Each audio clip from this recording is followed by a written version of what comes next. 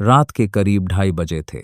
Phone की screen बार बार चमक रही थी और मैं लगातार उसे कॉल कर रहा था। बारिश इतनी तेज हो रही थी कि बालकनी के बाहर कुछ साफ दिखाई नहीं दे रहा था, लेकिन मेरे अंदर जो तूफान चल रहा था वो उस बारिश से भी ज्यादा खतरनाक था। उसकी आखिरी बात अभी भी मेरे कानों में गूंज रही थी, आरव, अब मुझे कॉल मत करना प्लीज। उसकी आवाज कांप रही थी, जैसे वो रो रही हो या शायद किसी से डर रही हो। और फिर अचानक कॉल कट। उस रात मुझे पहली बार एहसास हुआ, जिस लड़की से मैं पागलों की तरह प्यार करता था वो शायद कभी मेरी थी ही नहीं। मैं आरव, दिल्ली में रहने वाला एक बिल्कुल आम लड़का, एक छोटी सी कंपनी में ग्राफिक डिजाइनर था। जिंदगी बहुत साधारण चल रही थी। वही सुबह ऑफिस, शाम को घर, कुछ दोस्त, कुछ अधूरे सपने। लेकिन फिर मेरी जिंदगी में आई नायरा। आज भी मुझे वो दिन याद है। जुलाई की बारिश, भीगा हुआ बस स्टॉप और सफेद कुर्ती में खड़ी वो लड़की। उसके बाल बारिश से भीग चुके थे और वो बार बार अपने फोन को ऑन करने की कोशिश कर रही थी। मैंने पहली बार उसे वहीं देखा था, पता नहीं क्यों, लेकिन उस एक पल में ऐसा लगा जैसे दुनिया अचानक धीमी हो गई हो। मैं उसे लगातार देख रहा था और तभी उसने मेरी तरफ देखा। एक्सक्यूज मी, आपका फोन मिल सकता है? मेरा फोन बंद हो गया है। उसकी आवाज बेहद नरम थी। मैंने तुरंत फोन दे दिया। उसने किसी को कॉल लगाया, लेकिन शायद सामने वाले ने फोन नहीं उठाया। उसके चेहरे पर हल्की बेचैनी थी। कोई प्रॉब्लम? मैंने पूछा। वो हल्का सा मुस्कुराई। नहीं, बस घर देर हो रही है। उसकी मुस्कान अजीब थी, सुंदर भी और उदास भी। उस दिन बस इतनी ही बात हुई, लेकिन शायद किस्मत को कुछ और मंजूर था। अगले ही हफ्ते वो मेरे ऑफिस में थी। मैंने जैसे ही कॉन्फ्रेंस रूम का दरवाजा खोला, मैं कुछ सेकंड के लिए रुक गया। वो सामने बैठी थी, ब्लैक साड़ी, खुले बाल और वही आंखें। मेरे बॉस ने मुस्कुराते हुए कहा, meet our new content strategist Naira. उसने मुझे देखा और हल्का सा मुस्कुराई। हम पहले मिल चुके हैं।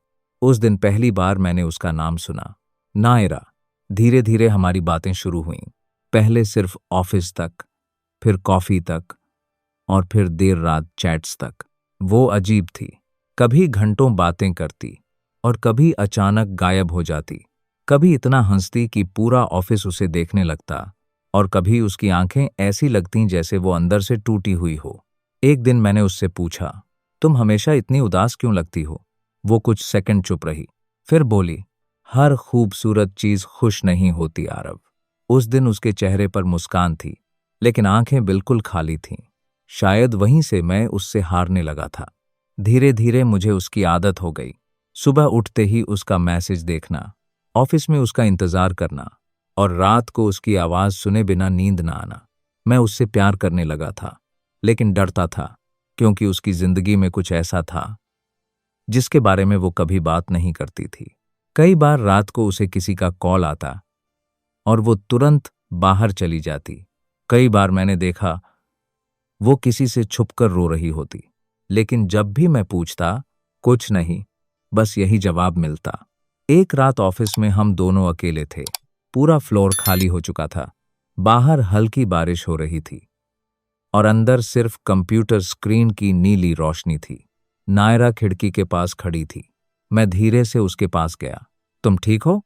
उसने मेरी तरफ देखा। उसकी आंखें लाल थीं। अगर मैं एक दिन अचानक चली जाऊं तो तुम क्या करोगे? उस सवाल ने मुझे अंदर तक हिला दिया। मैं हंसने की कोशिश करते हुए बोला, फिल्मी बातें मत करो। लेकिन वो नहीं हंसी, बस मुझे देखती रही और फिर धीरे से बोली, कुछ लोग हमेशा के लिए नहीं होते आरव। उस रात पहली बार मुझे डर लगा। ऐसा लगा जैसे वो मुझसे दूर जा रही हो, धीरे धीरे, बिना आवाज के। लेकिन प्यार इंसान को अंधा बना देता है। मैंने उन बातों को इग्नोर कर दिया। फिर आया वो दिन जिसने सब बदल दिया। ऑफिस पार्टी थी, सब लोग डांस कर रहे थे, म्यूजिक बहुत तेज था और मैं सिर्फ उसे देख रहा था। वो रेड ड्रेस में बेहद खूबसूरत लग रही थी। मैंने तय कर लिया था, आज मैं उसे अपने दिल की बात बोल दूंगा। मैं उसके पास गया। नायरा, मुझे तुमसे कुछ कहना है। वो मुस्कुराई। मुझे पता है। मेरा दिल तेजी से धड़कने लगा। तो फिर? उसने मेरी आंखों में देखा और उसी पल पीछे से किसी ने उसका हाथ पकड़ लिया। एक आदमी, करीब 30-32 साल का, महंगा सूट, तेज परफ्यूम और आंखों में अजीब सा गुस्सा। नायरा का चेहरा अचानक उतर गया। तुम यहां क्या कर रहे हो? उसने घबराकर पूछा। उस आदमी ने मेरी तरफ देखा, फिर हल्का सा मुस्कुराया। अपनी वाइफ को लेने आया हूं। उस एक लाइन ने मेरी पूरी दुनिया रोक दी। वाइफ। मुझे लगा शायद मैंने गलत सुना, लेकिन अगले ही पल उस आदमी ने नायरा के कंधे पर हाथ रखा और बोला, चलो नायरा, बहुत रात हो गई है। नायरा की आंखें झुक गईं और मैं वहीं खड़ा रह गया। मेरे कानों में सिर्फ एक शब्द गूंज रहा था, वाइफ। उस रात मैं पूरी तरह टूट चुका था। मैंने उसे दर्जनों कॉल किए, कोई जवाब नहीं। फिर रात के करीब 1 बजे उसका मैसेज आया, मुझे माफ कर देना आरव, बस इतना। उस रात शराब पहली बार इतनी कड़वी नहीं लगी, क्योंकि दर्द उससे ज्यादा कड़वा था। अगले दिन वो ऑफिस नहीं आई, फिर 2 दिन नहीं आई, और फिर अचानक उसने नौकरी छोड़ दी, बिना किसी गुड बाय के। मेरी जिंदगी जैसे रुक गई थी। मैं हर जगह उसे ढूंढ रहा था। उसकी इंस्टाग्राम प्रोफाइल डिलीट, नंबर बंद, सब खत्म। लेकिन कहानी वहीं खत्म नहीं हुई थी। करीब 2 हफ्ते बाद एक रात मुझे अनजान नंबर से कॉल आया। मैंने फोन उठाया। कुछ सेकंड तक सिर्फ सांसों की आवाज आती रही। फिर, आरव। वो नायरा थी। उसकी आवाज कांप रही थी। तुम ठीक हो? मैंने तुरंत पूछा। वो रो रही थी। मुझे तुमसे मिलना है। अभी? हाँ, प्लीज। उसकी आवाज में ऐसा डर था जो मैंने पहले कभी नहीं सुना था। मैं तुरंत घर से निकल गया। बारिश फिर शुरू हो चुकी थी। सड़कें खाली थीं। दिल बहुत तेज धड़क रहा था। उसने मुझे पुराने रेलवे ब्रिज के पास बुलाया था। जब मैं वहां पहुंचा, वो अकेली खड़ी थी, ब्लैक शॉल में, भीगी हुई, कांपती हुई। मैं उसके पास गया। नायरा, क्या हुआ? और अगले ही पल उसने मुझे कसकर गले लगा लिया। उसकी सांसें तेज थीं। वो लगातार रो रही थी। मैं बहुत फंस चुकी हूं आरव। क्या मतलब? उसने धीरे धीरे खुद को मुझसे अलग किया। फिर बोली, जिस आदमी को तुमने उस रात देखा था, वो मेरा पति नहीं है। मैं कुछ सेकंड तक उसे देखता रह गया। क्या? उसने कांपती आवाज में कहा, मैं उससे प्यार नहीं करती, लेकिन मैं उसके साथ रहने को मजबूर हूं। उसकी आंखों में डर साफ दिख रहा था। और तभी पीछे अचानक एक कार आकर रुकी। नायरा का चेहरा सफेद पड़ गया। उसने मेरा हाथ कसकर पकड़ लिया और फुसफुसाई, वो आ गया। उसकी उंगलियां मेरे हाथ में इतनी कसकर जकड़ी हुई थीं, जैसे अगर उसने छोड़ा तो वो हमेशा के लिए खो जाएगी। बारिश लगातार तेज होती जा रही थी। रेलवे ब्रिज के नीचे अंधेरा था। सिर्फ दूर से आती ट्रेन की आवाज सुनाई दे रही थी। कार की हेडलाइट्स सीधे हमारे चेहरे पर आकर रुकीं। नायरा की सांसें बेकाबू हो चुकी थीं। आरव, प्लीज कुछ मत बोलना। मैं अभी भी समझ नहीं पा रहा था कि आखिर हो क्या रहा है। कार का दरवाजा खुला। वही आदमी बाहर उतरा। ब्लैक शर्ट, चेहरे पर गुस्सा और आंखों में ऐसा कंट्रोल जैसे उसे हर चीज अपनी मुट्ठी में रखने की आदत हो। उसने पहले नायरा को देखा, फिर मुझे। कुछ सेकंड तक सिर्फ सन्नाटा था। फिर वो हल्का सा मुस्कुराया। तो यही है वो लड़का। उसकी आवाज बेहद शांत थी, लेकिन डरावनी। मैंने पहली बार महसूस किया, कुछ लोग चिल्लाते नहीं, फिर भी खतरनाक लगते हैं। नायरा तुरंत मेरे आगे आकर खड़ी हो गई। रणवीर, प्लीज। रणवीर। शायद पहली बार मैंने उसका नाम सुना था। उसने सिगरेट जलाई और धीरे से बोला, घर चलो नायरा। मैं नहीं जाऊंगी। उसकी आवाज कांप रही थी, लेकिन इस बार उसमें डर के साथ जिद भी थी। रणवीर कुछ सेकंड उसे देखता रहा, फिर उसकी नजर मुझ पर आई। तुम्हें पता भी है ये लड़की कौन है?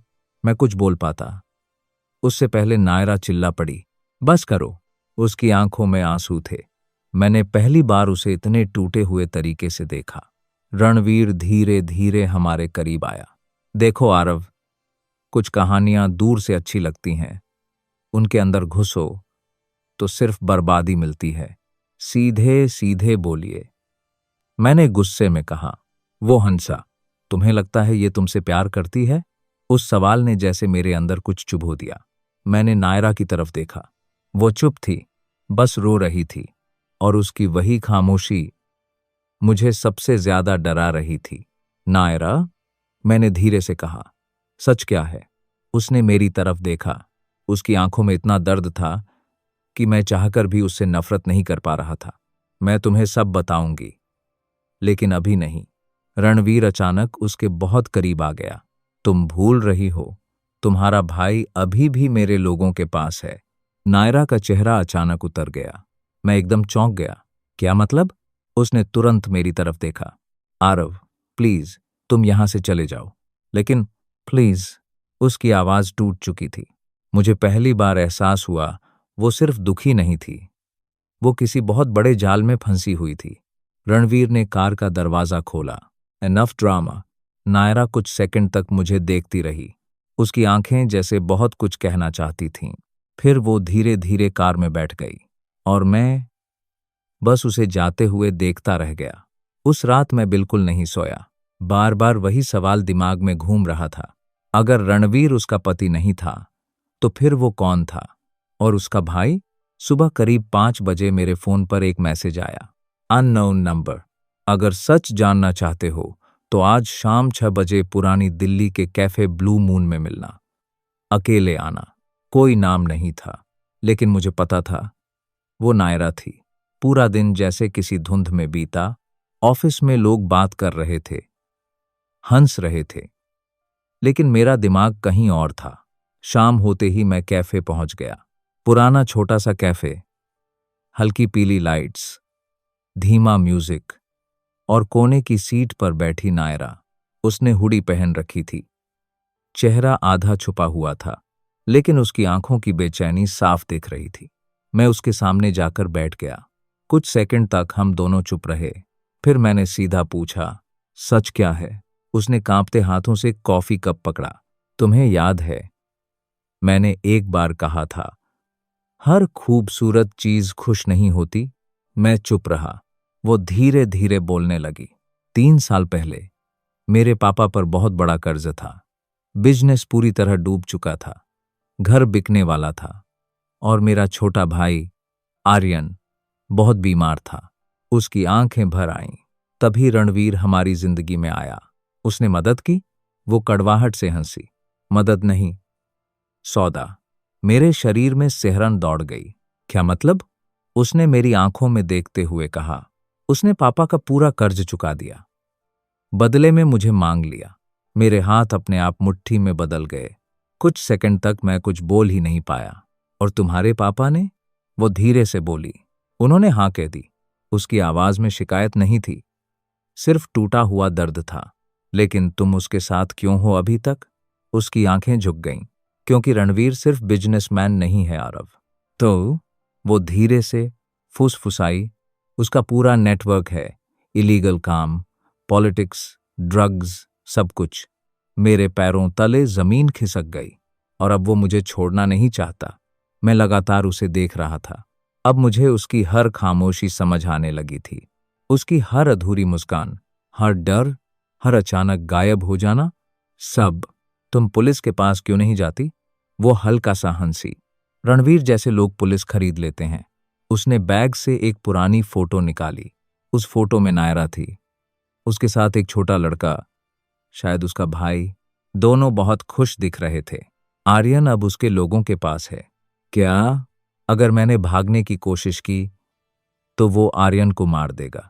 मेरे अंदर गुस्सा उबल रहा था, लेकिन उससे ज्यादा दर्द था, क्योंकि जिस लड़की से मैं प्यार करता था वो इतने समय से अकेले ये सब झेल रही थी। मैंने धीरे से उसका हाथ पकड़ा। मैं तुम्हें यहां से निकालूंगा। उसने तुरंत हाथ पीछे खींच लिया। नहीं आरव, तुम नहीं जानते वो कितना खतरनाक है। मुझे फर्क नहीं पड़ता। मुझे पड़ता है। वो पहली बार जोर से बोली। पूरा कैफे कुछ सेकंड के लिए हमारी तरफ देखने लगा। उसकी आंखों से आंसू बह रहे थे। मैं तुम्हें खो नहीं सकती। उस एक लाइन ने मेरे दिल की धड़कन रोक दी। मैं बस उसे देखता रह गया और पहली बार मुझे उसकी आंखों में वो प्यार दिखा जिसके लिए मैं इतने महीनों से तरस रहा था। लेकिन उसी प्यार में डर भी था, बहुत गहरा डर। उसने धीरे से कहा, अगर रणवीर को पता चल गया कि मैं तुमसे प्यार करती हूं तो वो तुम्हें जिंदा नहीं छोड़ेगा। कुछ सेकंड तक सिर्फ खामोशी थी। बाहर बारिश फिर शुरू हो चुकी थी। कैफे की कांच वाली खिड़की पर पानी की बूंदें फिसल रही थीं और उसी बीच अचानक नायरा का चेहरा बदल गया। उसकी नजर मेरे पीछे किसी पर टिक गई। उसके होंठ हल्के से कांपे। आर्व, क्या हुआ? उसने बहुत धीरे से कहा, पीछे मत देखना। मेरे दिल की धड़कन तेज हो गई। क्यों? उसकी आंखों में डर वापस आ चुका था। रणवीर का आदमी यहां है। मेरे शरीर में जैसे अचानक करंट दौड़ गया। मैंने बिना पीछे देखे धीरे से पूछा, कौन? नायरा लगातार नीचे देख रही थी, लेकिन उसकी उंगलियां कांप रही थीं। ब्लैक जैकेट, दरवाजे के पास। मेरी सांसें भारी होने लगीं। कैफे का माहौल अचानक बदल चुका था। कुछ देर पहले जो जगह आरामदायक लग रही थी, अब वही किसी जाल जैसी महसूस हो रही थी। मैंने धीरे से कॉफी कप उठाया और कांच में पड़ते रिफ्लेक्शन से पीछे देखने की कोशिश की। दरवाजे के पास सच में एक आदमी खड़ा था। दाढ़ी, ब्लैक जैकेट और नजरें सीधा हमारी टेबल पर। वो फोन पर बात कर रहा था, लेकिन उसकी आंखें एक सेकंड के लिए भी हमसे हट नहीं रही थीं। अब? मैंने धीरे से पूछा। नायरा ने होंठ भींच लिए। हमें यहां से निकलना होगा। अगर वो रणवीर का आदमी है तो शायद बाहर और लोग भी होंगे। उसने मेरी तरफ देखा। मुझे आदत है। उस जवाब ने मेरा दिल तोड़ दिया। कितना डर लेकर जी रही थी वो। मैंने धीरे से कहा, तुम अकेली नहीं हो अब। कुछ सेकंड के लिए उसकी आंखें मेरी आंखों में टिक गईं और उसी पल पहली बार उसने मेरा हाथ खुद पकड़ लिया। उसकी उंगलियां ठंडी थीं, लेकिन उस स्पर्श में अजीब सी बेचैनी थी, जैसे वो मुझे महसूस कर लेना चाहती हो। शायद आखिरी बार। आरव, उसकी आवाज धीमी थी, अगर आज कुछ हो गया ना, तो एक बात हमेशा याद रखना। क्या? उसकी आंखें भर आईं। मैंने तुमसे सच में प्यार किया था। मैं कुछ बोल पाता, उससे पहले वो अचानक खड़ी हो गई। चलो। हम दोनों तेजी से कैफे के पीछे वाले एग्जिट की तरफ बढ़े। मेरा दिल इतनी तेजी से धड़क रहा था कि खुद उसकी आवाज सुनाई दे रही थी। पीछे से कुर्सी खिसकने की आवाज आई। शायद वो आदमी भी हमारे पीछे आ चुका था। जैसे ही हम पीछे वाली गली में निकले, तेज बारिश ने हमें पूरी तरह भिगो दिया। गली सुनसान थी। दूर दूर तक सिर्फ पानी गिरने की आवाज। इधर नायरा ने मेरा हाथ पकड़कर मुझे दूसरी तरफ खींचा। हम दोनों भाग रहे थे। बारिश, अंधेरी सड़क और पीछे किसी के कदमों की आवाज। मुझे पहली बार महसूस हुआ, ये सिर्फ प्यार की कहानी नहीं थी। हम सच में खतरे में थे। अचानक पीछे से किसी ने चिल्लाया, रुको! नायरा का हाथ और कस गया। मत रुकना आर्व। हम सड़क पार करके एक बंद मार्केट की तरफ भागे। मेरे जूते पानी में फिसल रहे थे, सांसें टूट रही थीं, लेकिन उस वक्त सिर्फ एक चीज दिमाग में थी, नायरा को कुछ नहीं होना चाहिए। हम एक संकरी गली में जाकर रुके। दोनों बुरी तरह हाँफ रहे थे। मैंने बाहर झांककर देखा, वो आदमी अभी दिखाई नहीं दे रहा था। नायरा दीवार से टिक गई। उसके बाल चेहरे से चिपक चुके थे, सांसें तेज थीं और आंखों में डर अभी भी बाकी था। मैं उसके पास गया। तुम ठीक हो? उसने धीरे से सिर हिलाया, लेकिन अगले ही पल वो अचानक रोने लगी।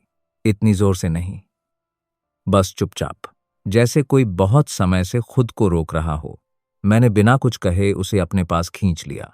वो मेरे सीने से लगकर रोती रही। बारिश अब भी हो रही थी। उस पल दुनिया जैसे रुक गई थी, सिर्फ उसकी सिसकियां और मेरी धड़कनें। कुछ देर बाद उसने धीरे से कहा, काश मैं तुमसे पहले मिली होती। मैंने उसकी ठुड्डी उठाई। अभी भी देर नहीं हुई। बम, अभी भी देर नहीं हुई। वो उदास मुस्कुराई। तुम नहीं जानते, मेरे हिस्से में खुशियां टिकती नहीं हैं। मैं कुछ बोलने ही वाला था कि अचानक उसका फोन बज उठा। स्क्रीन देखते ही उसका चेहरा सफेद पड़ गया। रणवीर कॉलिंग। उसने कांपते हाथों से कॉल काट दी।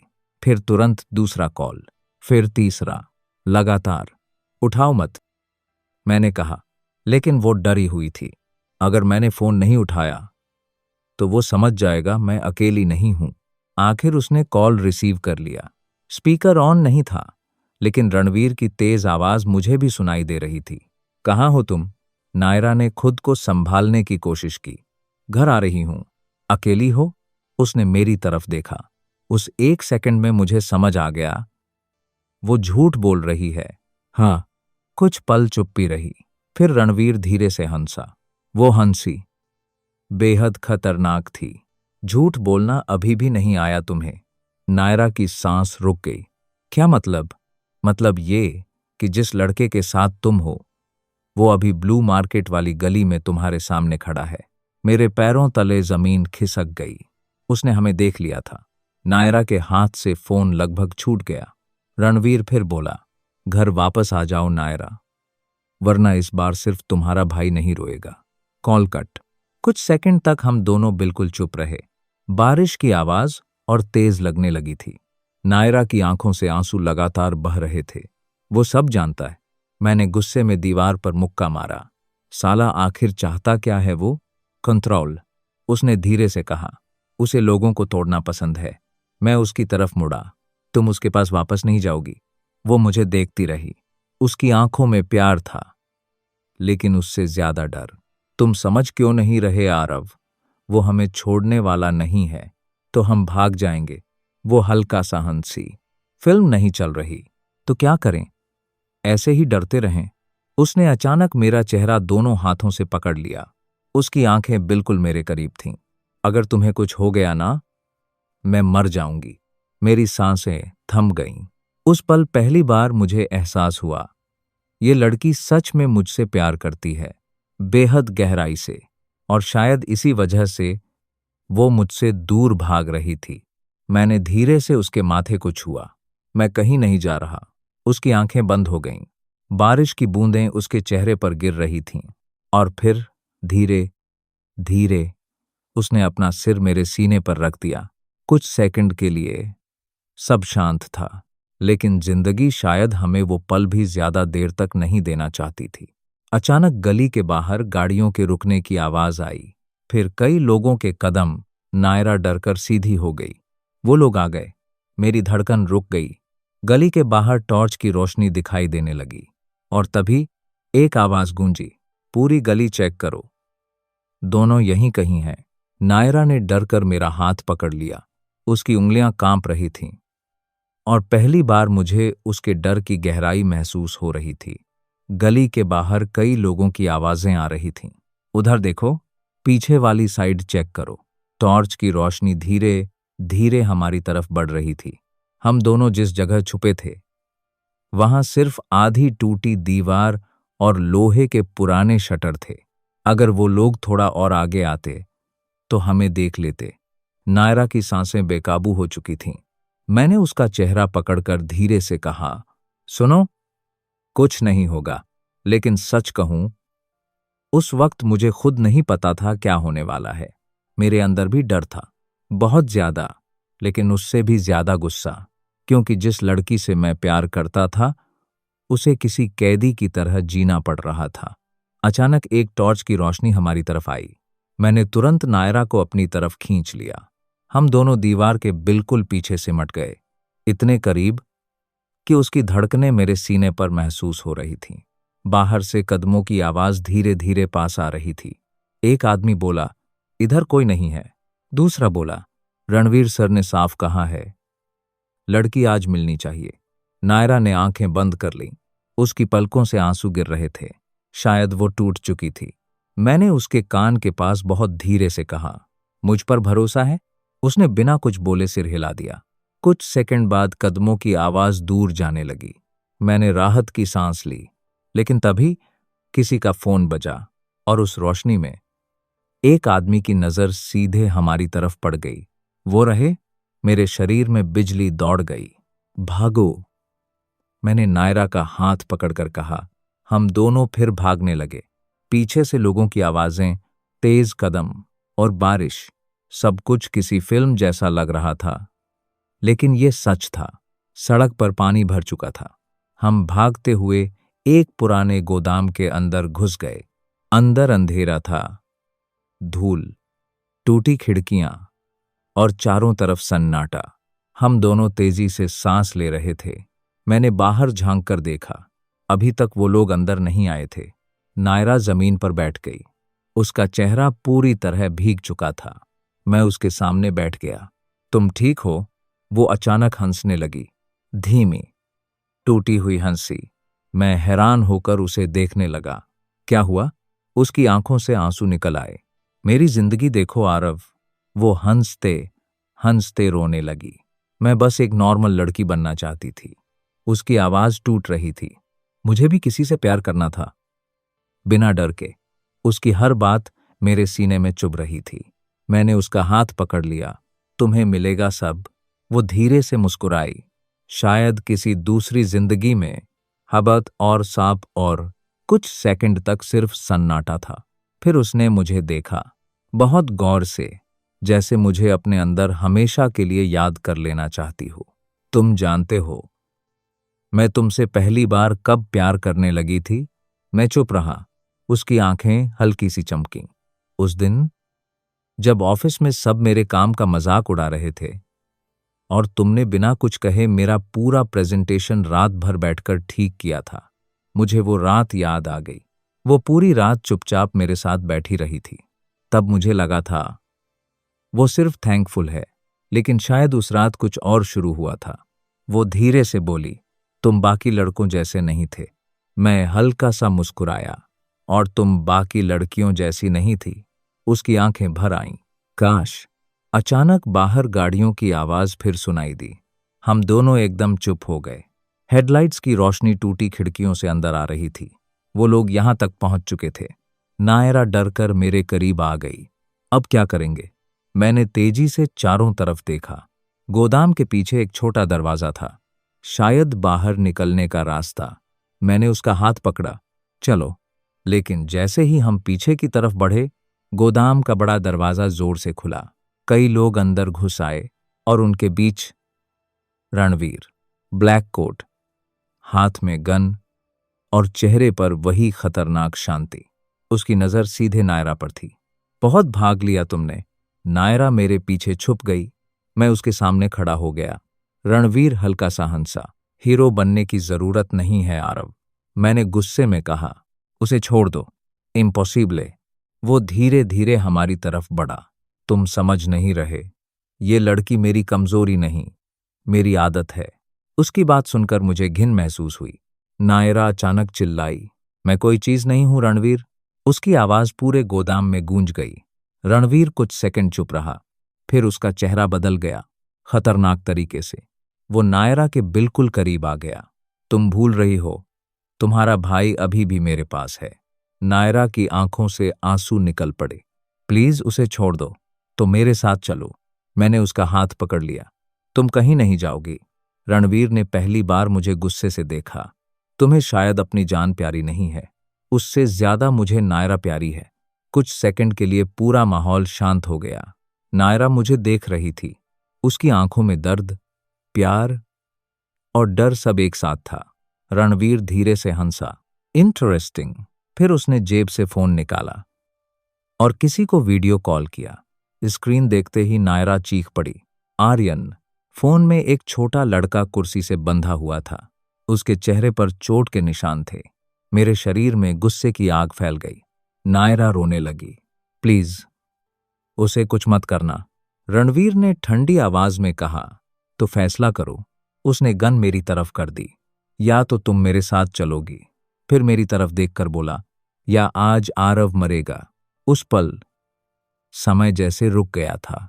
गोदाम के अंदर सिर्फ बारिश की आवाज गूंज रही थी, और रणवीर की बंदूक सीधा मेरे सीने पर थी। नायरा पूरी तरह टूट चुकी थी। उसकी आंखों से आंसू लगातार बह रहे थे। नहीं, वो कांपती आवाज में बोली, प्लीज रणवीर, उसे मत मारो। रणवीर की आंखों में कोई भावना नहीं थी, बस एक अजीब सा जुनून। तो मेरे साथ चलो। मैंने नायरा का हाथ कसकर पकड़ लिया। तुम कहीं नहीं जाओगी। आरव, उसकी आवाज टूट गई। प्लीज, मेरे लिए। मैंने उसकी तरफ देखा। उसकी आंखें लाल थीं, चेहरा भीगा हुआ, और उनमें वही डर था जो पहली बार बस स्टॉप पर देखा था। लेकिन आज उस डर में प्यार भी था, बहुत गहरा प्यार। मैं धीरे से मुस्कुराया। तुमने ना मेरी जिंदगी की सबसे खूबसूरत गलती बनकर एंट्री की थी। उसकी सिसकी निकल गई। ऐसा मत बोलो, रणवीर चिल्लाया। इनफ। उसने गन और ऊपर कर दी। Last chance. मेरा दिल तेजी से धड़क रहा था, लेकिन दिमाग अचानक शांत हो चुका था। शायद जब इंसान सच में किसी से प्यार करता है तो डर कम हो जाता है। मैंने धीरे से नायरा के कान में कहा, जो भी हो, पीछे मत हटना। उसने तुरंत सिर हिलाया। नहीं, मैं तुम्हें कुछ नहीं होने दूंगी। और तभी अचानक बाहर पुलिस सायरन की आवाज गूंजी। पूरा गोदाम एक सेकंड के लिए शांत हो गया। रणवीर का चेहरा बदल गया। उसने तुरंत अपने आदमियों की तरफ देखा। किसने बुलाई पुलिस? मैं भी चौंक गया। तभी पीछे से आवाज आई। हम सब ने मुड़कर देखा। गोदाम के पीछे वाले दरवाजे पर एक आदमी खड़ा था, करीब 50 साल की उम्र, सफेद शर्ट और हाथ में फोन। नायरा उसे देखकर जम गई। पापा? मैं हैरान रह गया। नायरा के पिता धीरे धीरे अंदर आए। उनकी आंखों में शर्म थी, पछतावा था। उन्होंने रणवीर की तरफ देखा। बहुत गलतियां की मैंने, लेकिन अब नहीं। रणवीर गुस्से में हंसा। आप भूल रहे हैं, आपकी बेटी आज भी मेरी वजह से जिंदा है। नहीं, उनके पिता की आवाज कांप रही थी। वो मेरी वजह से मर रही थी। नायरा रोते हुए उन्हें देख रही थी। शायद सालों बाद पहली बार उसके पिता उसके लिए खड़े हुए थे। सायरन की आवाज अब और करीब आ रही थी। रणवीर समझ चुका था, खेल खत्म हो रहा है। उसने अचानक नायरा का हाथ पकड़कर उसे अपनी तरफ खींच लिया। अगर मैं हारूंगा तो इसे भी लेकर जाऊंगा। नायरा, मैं चिल्लाया। सब कुछ बहुत तेजी से हुआ। रणवीर ने गन फिर उठाई। मैं उसकी तरफ दौड़ा और तभी धायन, गोली चल चुकी थी। कुछ सेकंड तक मुझे कुछ सुनाई नहीं दिया, बस एक तेज सी आवाज और फिर सन्नाटा। मैं जमीन पर गिर पड़ा। सीने में जलन हो रही थी, बहुत तेज। दूर कहीं नायरा चीख रही थी, आरव। मेरी सांसें टूटने लगीं। आंखों के सामने सब धुंधला हो रहा था। मैंने नीचे देखा। मेरी शर्ट खून से भर चुकी थी। गोली मुझे लगी थी। नायरा मेरे पास घुटनों के बल बैठ गई। उसके हाथ कांप रहे थे। नहीं नहीं, कुछ नहीं होगा तुम्हें। उसकी आवाज टूट रही थी। मैंने मुश्किल से मुस्कुराने की कोशिश की, रोते हुए। अच्छी नहीं लगती। वो और जोर से रोने लगी। प्लीज, आंखें बंद मत करना। उस पल मुझे दर्द कम महसूस हो रहा था, शायद इसलिए क्योंकि वो मेरे सामने थी, मेरे बिल्कुल पास। मैंने धीरे से उसका चेहरा छुआ। एक बात बोलूं? उसने रोते हुए सिर हिलाया। अगर अगली जिंदगी हुई ना, मेरी सांस अटकने लगी, तो थोड़ा जल्दी मिलना। नायरा पूरी तरह टूट गई। आई लव यू आरव, बहुत प्यार करती हूं तुमसे। मेरे होठों पर हल्की मुस्कान आ गई। यही सुनना चाहता था मैं, शायद शुरू से। धीरे धीरे मेरी आंखें बंद होने लगीं। आखिरी बार मैंने उसे देखा। बारिश अब भी हो रही थी और उसकी आंखों में पूरा आसमान टूट चुका था। फिर सब अंधेरा हो गया। कहते हैं, कुछ प्रेम कहानियां पूरी नहीं होती, लेकिन अधूरी कहानियां ही सबसे ज्यादा याद रहती हैं। 3 महीने बाद दिल्ली की वही बारिश, वही बस स्टॉप। नायरा अकेली खड़ी थी, हाथ में मेरी पुरानी घड़ी और आंखों में वही खालीपन। लेकिन इस बार वो भाग नहीं रही थी। रणवीर जेल जा चुका था, आर्यन सुरक्षित था, सब ठीक हो चुका था, बस मैं नहीं था। वो धीरे से मुस्कुराई और आसमान की तरफ देखकर बोली, तुम मिले थे, यही काफी था। अगर आपने कभी किसी से सच्चा प्यार किया है तो कमेंट में जरूर बताइए, क्योंकि कुछ एहसास शब्दों से नहीं, सिर्फ दिल से समझे जाते हैं। और ऐसी ही इमोशनल रोमांटिक स्टोरीज के लिए चैनल को सब्सक्राइब जरूर करें, क्योंकि हर कहानी किसी न किसी की अधूरी मोहब्बत होती है।